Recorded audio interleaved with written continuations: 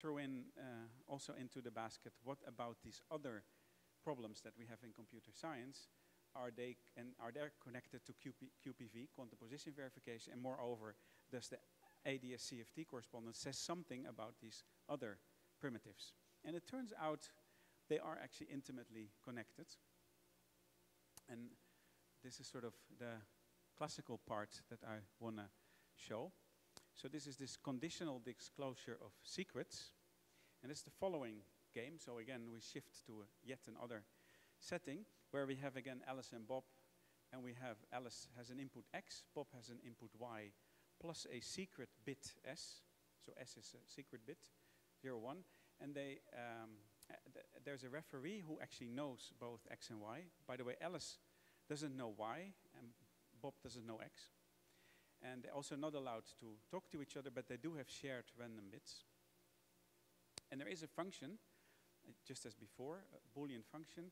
And Alice sends a message to the referee, and Bob sends another message, depending on his input Y and the random bit to the referee. And the referee should only learn what S is if the function value is 1. And only then does the referee know what S is. Otherwise, he has no idea what S is, has no information on S. And of course, we want to minimize the amount of communication that is required for this. And actually, it's interesting to see that it's actually always possible to do this. Without any assumptions, you can actually achieve this task. But unfortunately, the amount of entanglement, sorry, the amount of shared random bits plus the size of the messages is exponential. And by the way, the best lower bound, you guessed it, is only linear. So here's an example of how to compute this when the function is the XOR. So the referee should only learn what the bit S is if X is not equal to Y, and they only have 1 bit inputs now. X is 1 bit. Oh, and I here shift the secret to Alice, but it doesn't matter. And Bob has 1 input Y. And here's how they do it. They share 2 random bits, R0 and R1. And what Alice does is she sends the XOR of the random bit S and R, and depending on her bit, if her bit is 0, she XORs that with R0, and if her input bit is 1, she XORs it with R1. And what Bob does, he sends the random bit that corresponds to the opposite of his input. And now if you look at it, you can see that whenever X is not equal to Y, then the random bit that Bob sends is exactly the same random bit as that Alice sends.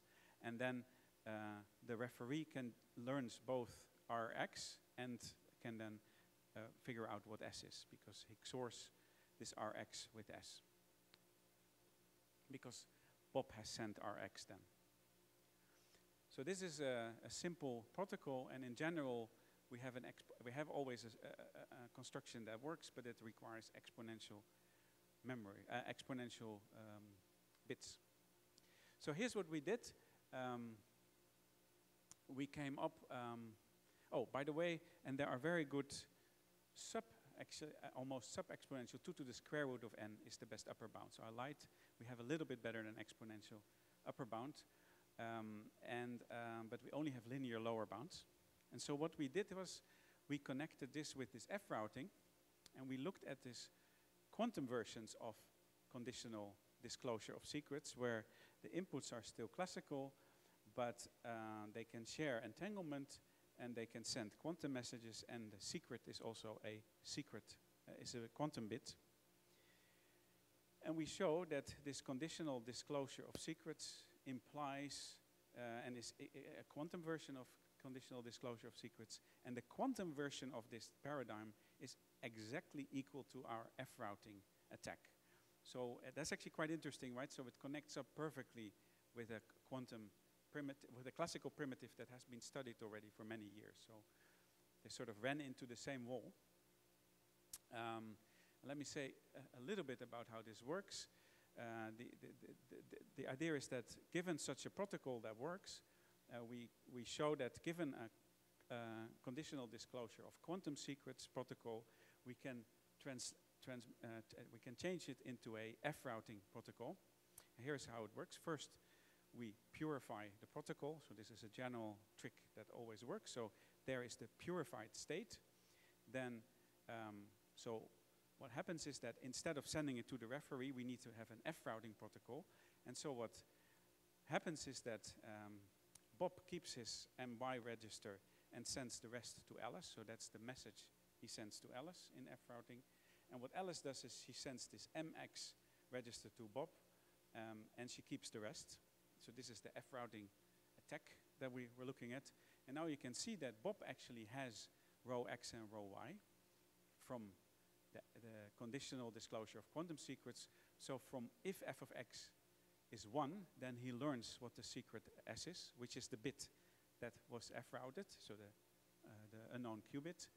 On the other hand, if f of xy is 0, then Bob has no information what the secret is. This because of the conditional disclosure of secrets. And then there is this security means that Alice can actually extract S from the purification, because there's a theorem in quantum information that says if you have a pure states and the information of S is in there, but it's not on Bob's side, then it must be reconstructible on Alice's side. So this is exactly what happens here. And so this shows this reduction from CDS to F routing. And so some consequences, and I'm almost done, some consequences are that we actually get a better upper bound on this E of F from the classical protocols. We also get a slightly bigger space than log space for our efficient entanglement, but still far from P. And it's still open whether this ADS-CFT claim is actually true or false, but at least we are now on speaking terms with each other, and that makes it very interesting. And even if they're right, it still might not be an efficient attack. So there's still some room there.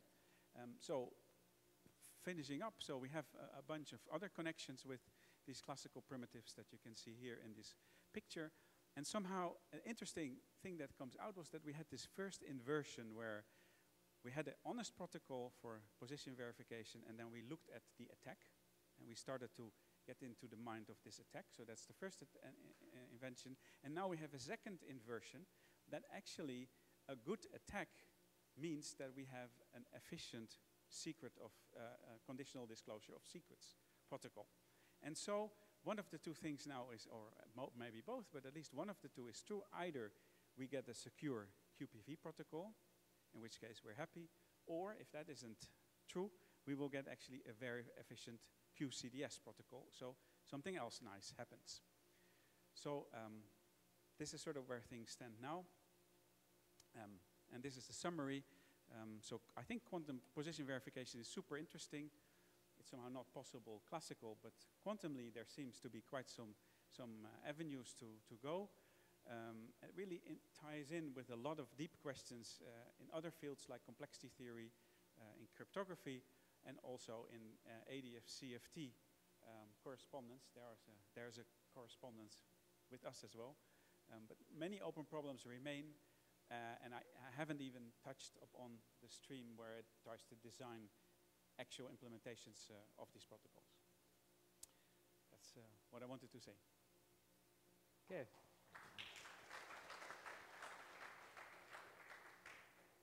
Do we have any questions?